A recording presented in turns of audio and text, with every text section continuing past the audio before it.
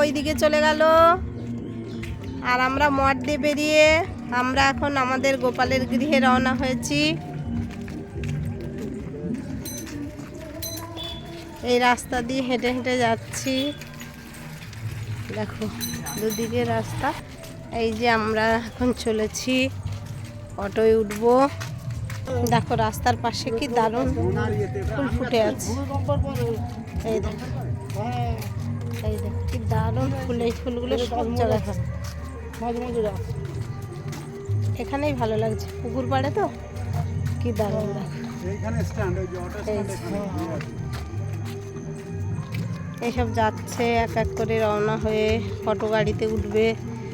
আর এখানে শুদ্ধ বস্ত্র আছে গোকুলের বাবায়ের 3 পিস, তোমাদের দেখাচ্ছি। এই দেখো, হ্যাঁ ফুলগুলো।